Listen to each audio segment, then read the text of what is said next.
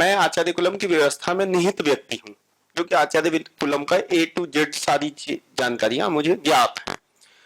पर हमें ही कभी मान लीजिए कोई ट्रेन पे मिला कहीं, तो वो कह रहा है कि अरे वो स्वामी जी का जो विद्यालय है वहां तो फीस बड़ी महंगी है। मैंने पूछा कितनी है? बोले वहां 2.5-3 लाख तक तो है, मेरे एक पड़ोसी के बच्चे पढ़ते हैं। तो मैंने कहा कैसे है 2.5-3 लाख भाई?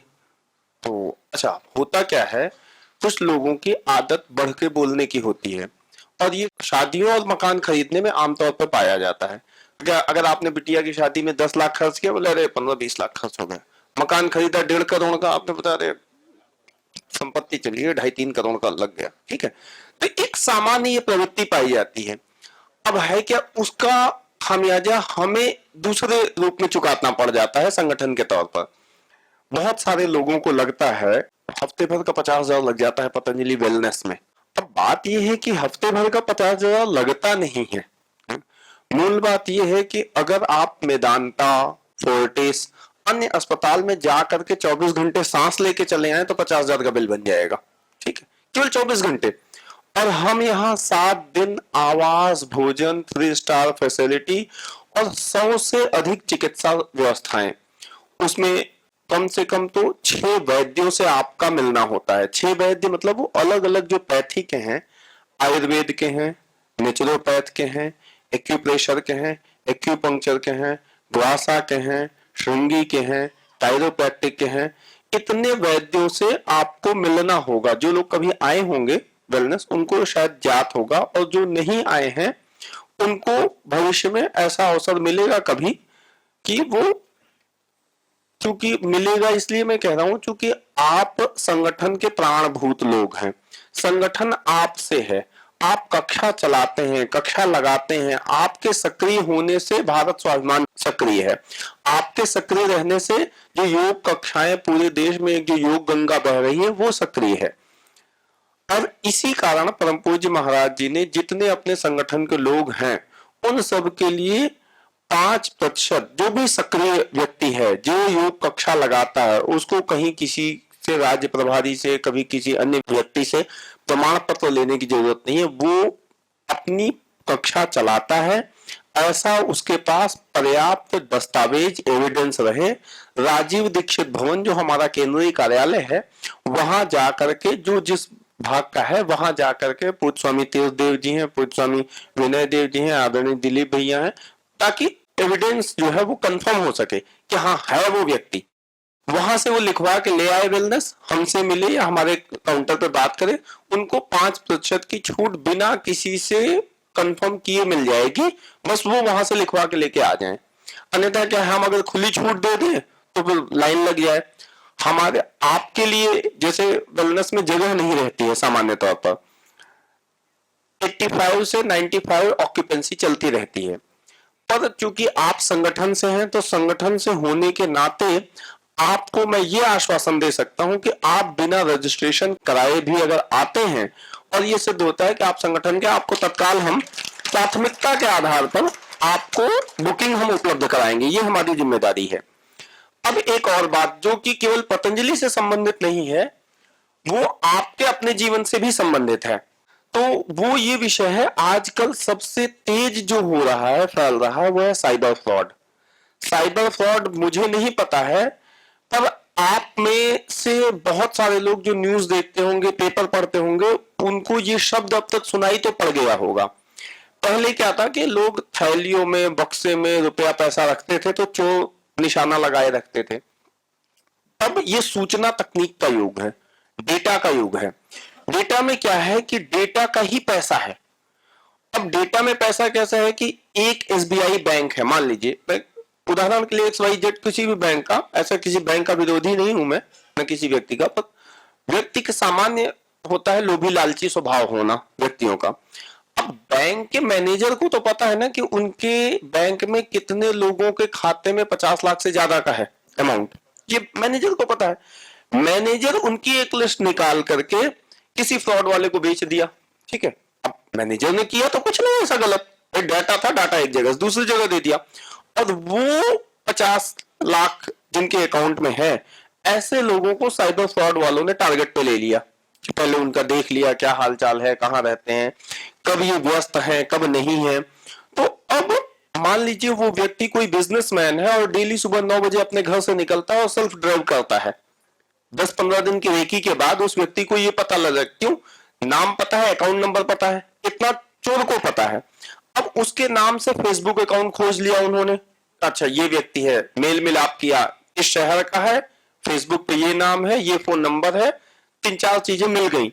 तो वहां से वो टैली, आपको नहीं पता पर आपके पीछे एक पूरे गैंग सक्रिय है। आज से मैं बहुत, चूंकि मैं प्रयागराज का मेरा जन्म है, आपको एक छोटी सी घटना बता रहा हूं। आज से 20 साल पहले की, कलकत्ता से एक सेठ निकले, जब सारा कैश में काम चलता था, ये यूपीआई इस तरह के ट्रांजेक्शन नहीं थे, वो सेठ निकले, वहां से उनके पीछे 4 चोर लग गए। राजधानी एक्सप्रेस ट्रेन थी, उसमें वो चोर भी बैठे, वो भी बैठे।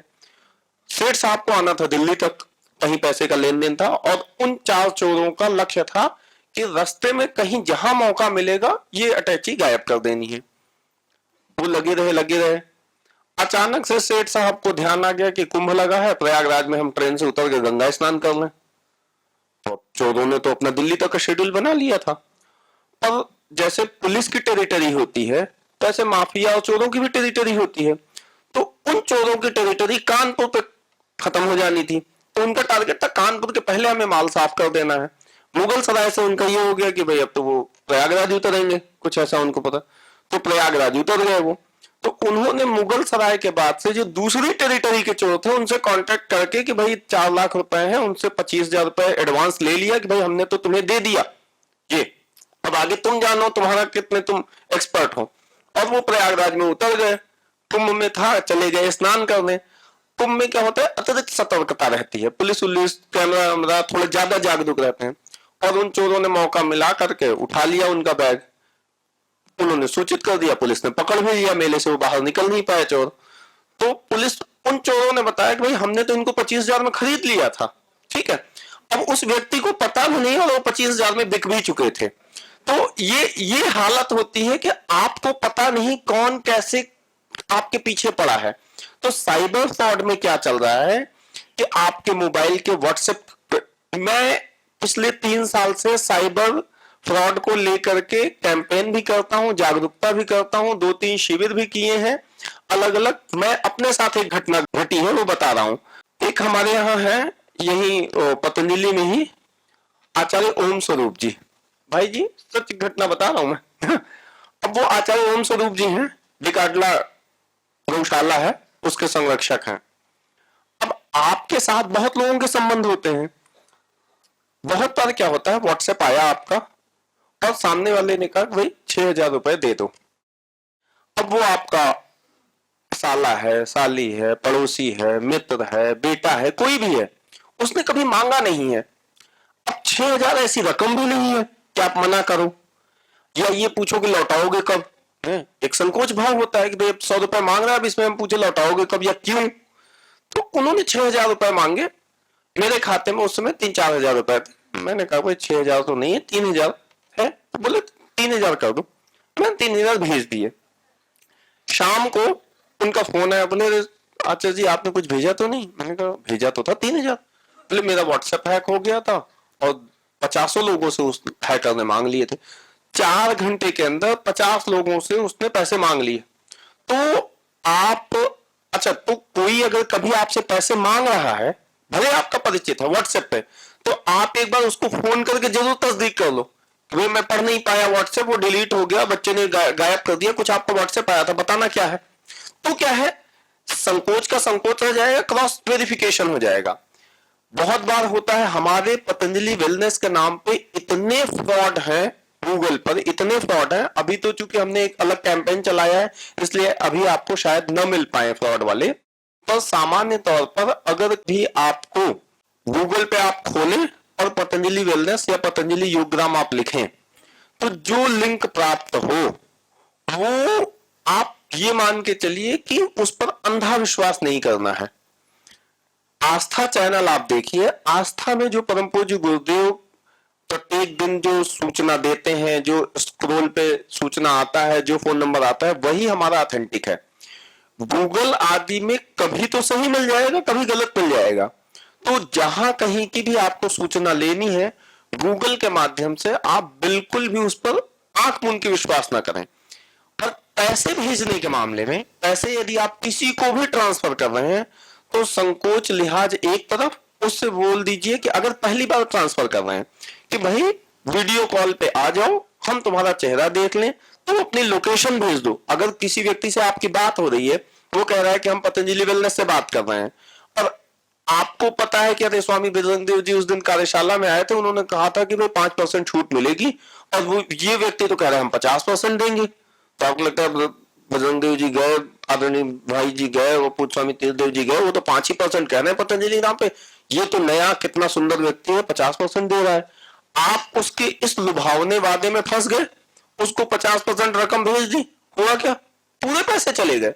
ऐसे ऐसे मेरे साथ केस हुए हैं। हमारे डोनर जिन्होंने कि हमको ऑलरेडी 11 लाख रुपए का दान दिया है, हमारे वो कॉर्पोरेट मेंबर हैं। सदस्यता के विषय में आपको आशा है जानकारी होगी, अन्यथा मैं अभी बताऊंगा, उस विषय पे आऊंगा। 11 लाख का डोनेशन दिए हैं, पतंजलि वेलनेस में आए, हमने उनको रूम दिया, एकोमोडेट किया, और अगले दिन से 7 दिन उनकी निःशुल्क थेरेपी होनी थी। थोड़े हाई फाई लोग थे कलकत्ता के, उन्होंने बोला अरे स्वामी जी ये कमरे छोटे हैं, हमको निरामयम में शिफ्ट करवा दीजिए। मैंने उनके सामने फोन किया, निरामयम पता किया तो निरामयम में अवेलेबिलिटी नहीं थी। उन्हें लगा कि चूंकि निःशुल्क देना है, निरामयम का खर्च ज्यादा है, वहां ये निःशुल्क देना नहीं चाहते इसलिए मना कर रहे हैं, उन्हें ऐसा लगा। उन्होंने गूगल किया, कॉन्टेक्ट नंबर लिया, बात की, सामने वाले कहा हाँ तुरंत हम दे देंगे। मेरी उनकी शाम की 7 बजे की बात, मैंने कहा भाई नहीं उपलब्ध है, और 9 बजे उन्होंने फोन किया, स्वामी जी आपने तो नहीं करवा पाए। एक जैसे व्यक्ति उलाहना देता है ना, ताना, उस भाव में, स्वामी जी आप तो हमारी व्यवस्था नहीं करवा पाए, हमने कर ली है, आप गाड़ी उपलब्ध करा दो, कल सुबह हम जाएंगे। मैंने कहा संभव ही नहीं, हमारे पास तो जगह ही नहीं थी। बोले नहीं नहीं हमारी बात हो गई है। और वो सुबह गए, हमने गाड़ी दे दी भाई, गाड़ी गए, वो वहां पहुंचे तो कोई पक्षी नहीं, और उन्होंने उसी 2 घंटे के दौरान 1.5 लाख का पेमेंट कर दिया रूम के लिए। सोचिए, मैं बैठा हूं, साथ में हूं, कैंपस में हूं, पर केवल इस भाव के कारण कि शायद इनके मन में हमको निःशुल्क देने का नहीं है तो हम अपने पेमेंट दे देंगे, पैसे की उनको दिक्कत नहीं थी ऐसी, पर फिर भी फ्रॉड हो गया उनके साथ हमारे कैंपस में बैठे बैठे। तो ऐसी ऐसी घटनाएं होती हैं। ये तक होता है कि जो फ्रॉड वाले उनसे अगर हम बात करते हैं, जैसे मान लीजिए आप में से किसी के साथ फ्रॉड हो गया, आप आए, आप बोले अरे ये नंबर पे बात हो रही, जरा आप बात कीजिए स्वामी जी, हमने बात की, तो इतने ढीठ, इतने मक्कार, इतने पापी होते हैं वो, कि वो जैसे हमने पूछा भाई कहाँ हो, हम तो वेलनेस के काउंटर पे हैं। वेलनेस के काउंटर पे कहाँ हो, मैं भी तो वही हूँ, मैं काउंटर नंबर 2 पे। तो वो बोल रहा है कि मैं 2 पे हूँ। हमने कहा भाई 2 पे तो हम आके खड़े हैं, आप फेज 2 के हैं क्या? हम तो फेज 1 के काउंटर पे खड़े हैं, ठीक है। अब अच्छा, फेज 1 में कोई काउंटर नंबर 2 नहीं है, 2 में तो है भी काउंटर नंबर 1 से लेकर 10 तक, फेज 1 में कोई ऐसा काउंटर ही नहीं है। हमने कहा अच्छा ठीक है मैं आ रहा हूँ 5 मिनट में। हम कहीं नहीं गए, वहीं खड़े खड़े फिर फोन कर दिया कि हम तो आ गए फेज 1 के काउंटर नंबर 2 पे। अरे काउंटर नंबर 2 पे नहीं, हम योगग्राम में हैं, उस समय हम बात कर रहे थे, आपको बता नहीं पाए। आप आधे घंटे बाद कहेंगे कि हम योगग्राम पहुंच गए, अभी अभी तो मैं अभी लंच के लिए निकल गया हूं। तो इतने पापी, इतने ढीठ हैं कि सामान्य जो बाहरी व्यक्ति है ना, वो उनकी बातों में ऐसा फंस जाता है कि पैसा दिए बिना वो रहता ही नहीं है। आप ये समझिए क्यों ऐसे ऐसे वो भ्रष्टाचार करते हैं। एक बार बुकिंग के लिए 50,000 ले लिया, अगले ही दिन फोन कर देगा वो जो फ्रॉड वाला है कि भाई जी वो आपने जो 50,000 की पेमेंट की थी वो आपने तो कर दी थी, पर हमारे अकाउंट सेक्शन को वो शो नहीं हो रहा है, तो आप ऐसा करो आप फिर से कर दो, और जब आप आओगे यहाँ पे तो हम आपको लौटा ही देंगे। अच्छा, अब वो व्यक्ति लगता है कि भाई 50,000 तो फ्रॉड हो ही चुका है, अरे 50,000 तो हमने दे ही दिया है, और स्वामी जी की संस्था है, क्यों ऐसे हमारे साथ कोई गलत करेगा, कुछ होगा ट्रांजेक्शन का इधर उधर, हम दे दे, सीट बुक कर ले ताकि हम पहुंचे वहां। व्यक्ति ने 50,000 फिर दे दिया। अच्छा, उसको तो ये लग रहा है कि भाई हमारा रिफंड आ जाएगा। फिर चौथे दिन उसको फोन कि आप 3 लोग हैं और प्रत्येक व्यक्ति का जो फुल बॉडी चेकअप का यहाँ पैकेज है वो 22,000 का है, जो कि रिफंडेबल है, तो 3 लोगों का 66,000 है, आपको विशेष छूट है 10,000 की, तो आप 52,000 और जमा कर दीजिए ताकि आपका फुल बॉडी चेकअप हो सके। अब भाई मरता करता क्या ना करता, भाई 1 लाख ऑलरेडी दे चुके हैं, 50,000 और देने पड़ रहे हैं, चलो रोग आके उसने वो भी कर दिया किसी तरह। फिर फोन वो कर देंगे कि आपका इंश्योरेंस है क्या? इंश्योरेंस है मान लीजिए कोई, आपने बोल दिया LIC का है तो बोल देंगे ICICI लोम्बार्ड का चाहिए, आपने ICICI लोम्बार्ड बोल दिया तो फ्यूचर जनरल आई का, उसका है तो वो SBI का, आपने चारों का बोल दिया तो किसी और कंपनी का बता देंगे। मतलब उनको तो ठगना है ना, कंपनी से कौन उसके नाम पे फिर पैसे ले लेंगे। तो स्वामी जी से पर्सनल अपॉइंटमेंट के नाम पे 35,000 है, आपको रेट बता रहा हूं, और परम पूज्य आचार्य श्री के नाम पे 32,000 है। एक हमारे महाराज जी का शरीर पूर्ण हो चुका है, स्वामी मुक्तानंद जी महाराज, उनका 30,000 है रेट, है कि ये मिलेंगे, पर्सनल आपको देंगे वैद्य वैद्य की सलाह परामर्श, और उसके ये चार्ज हैं। स्वामी जी ने आज तक मिलने के लिए कभी किसी से कुछ लिया ही नहीं मेरी जानकारी में, और वो स्वामी जी के अपॉइंटमेंट बेच रहे हैं। ठीक, तो ऐसे ऐसे, और फिर लोग आकर के फिर हमसे रोते हैं कि अरे हमारा तो हो गया। वो एक दो उदाहरण मैं लोगों को समझाता हूं, आपको भी बताऊं। देखिए, एक उसामा बिन लादेन थे, मर गए वो, ठीक, जब तक जिंदा थे $7 अरब का अमेरिका ने इनाम जारी किया था। अमेरिका के जो रक्षा विभाग का जो हेड ऑफिस है उसकी बिल्डिंग उन्होंने तहस नहस कर दी थी पेंटागन पे। वर्ल्ड ट्रेड टावर के 2 टावर गिरा दिए थे, 3,000 आदमी मार दिए थे, 5 हवाई जहाज गिरा दिए थे एक अकेले में, और 20 साल तक अमेरिका खोजता रहा, कुछ कर नहीं पाया। तब जबकि ओसामा बिन लादेन की फोटो पता थी, उसके पिता का नाम क्या है, उसकी माता का नाम क्या है, उसके बच्चे कौन है, किससे विवाह किया है, कहां से पढ़ाई की है, कौन मित्र है, तब 20 साल नहीं खोज पाया अमेरिका। ठीक है। एक महाशय थे उत्तर प्रदेश में, अतीक अहमद, पूज्य योगी जी महाराज न होते तो अभी भी जिंदा होते, और मेरी चिंता तो और थी कि अगर राहुल गांधी के इसमें समाजवादी पार्टी 37 के बजाय 57 सीट पाती और इंडी गठबंधन 240 के बजाय 277 होता, तो हो सकता है ये देश ऐसा है कि अतीक अहमद गृह मंत्री भी बन सकते थे इस सरकार में अगर बनती, और तब आप सोचिए देश कैसा होता। तो इसलिए कहीं भी इनएक्टिव होकर मत रहिए, जो जिसकी जितनी क्षमता है आप अपने आसपास सनातन का, योग का, धर्म का, अपनी मान्यताओं का प्रचार मन लगा करके कीजिए। नहीं तो ये ऐसे हमारी आपकी शून्यता का लाभ उठा करके दूसरे बढ़ जाएंगे। तो मैं उस विषय पे लौटता हूं। तो आप ये सोचिए, एक महाशय थे उत्तर प्रदेश में, अतीक अहमद। अतीक अहमद जिंदा था, और वो जब जिंदा था तो जुडिशरी को पता था कि आदमी ने 100 से ज्यादा कत्ल करवाए हैं, 1000 लोगों से ज्यादा लोगों की जमीन कब्जा की है, और कितने अनैतिक काम किए हैं। पुलिस को पता था, पॉलिटिकल पार्टीज को पता था, पब्लिक को पता था। फिर भी वो व्यक्ति 3 बार सांसद, 5-6 बार विधायक बना। इसी देश की बात है, और जीवित रहता तो शायद और विधायक सांसद बनता हूं। ये तो योगी जी की कृपा थी कि खर्चा बचा दिए, पब्लिक का भी, सरकार का भी, सबका। ठीक है। तो अब मैं जो बात कहना चाहता हूं कि जब सबको पता है तब कोई पकड़ नहीं पा रहा है चोर को, जो पापी है उसको नहीं पकड़। यहां तो ये है कि जो फ्रॉड आपके साथ करेगा उसका नाम जो उसने बताया वो आपको पता है, वो है कि नहीं है, उसकी लोकेशन आपको नहीं पता। और पुलिस के पास 50 काम होते हैं। कोई VIP आ रहा है, उसकी मूवमेंट देखनी है, किसी ने किसी को टक्कर मार दी उसको देखना है, किसी ने किसी की चेन छीन ली उसकी देखना है, प्लस उनको चौराहे पे वसूली जो करनी है वो देखना है।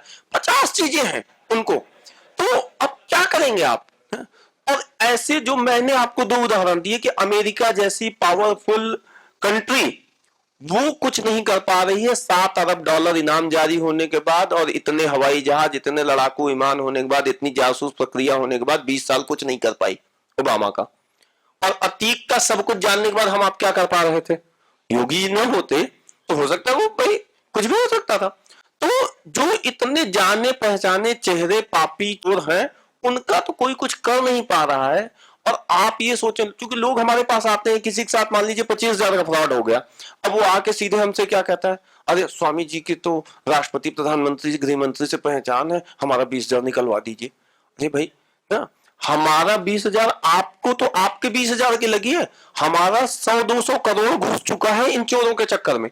क्योंकि वो जो 20-20 हजार करके इकट्ठा हुआ है वो किसके पास जाता? हमारे पास तो आता। तो आपसे ज्यादा चिंता हमें है। पर समस्या ये है कि भाई वो भी तो अपनी तरह का लादेन और अतीक है। ठीक है। जा करके कोई बिल्कुल अन्यथा नहीं मानेंगे अगर बिहार के भाई होंगे, पटना के पास जाके मैं खुद 4 चोर को पकड़ के लाया। ठीक है। और है क्या, इतने शातिर, इतने शातिर। आपको एक केस बता रहा हूं, एक एग्जांपल दे रहा हूं, मान लीजिए आप जयपुर के हैं, मान लीजिए आप दिल्ली के हैं, आप भोपाल गए, आपने एक कमरा बुक किया, 3 कमरे बुक किए किसी अच्छे होटल में, 10-10 हजार पर डे के, 3 दिन का कमरा हो गया 1 लाख रुपए। आपने 1 लाख के कमरे ले लिए, वहां Dainik Jagran, Amar Ujala, Dainik Bhaskar, times of India, इसमें उसमें सब में छाप दिया कि वेदांता और रिलायंस ग्रुप से हम हैं, हमको 40,000 की नौकरी हमें देनी है, 12th पास इंग्लिश समझने वाला लड़का चाहिए। अब है क्या, ये योग्यता सबके पास है और 40,000 रुपए भी पर्याप्त है।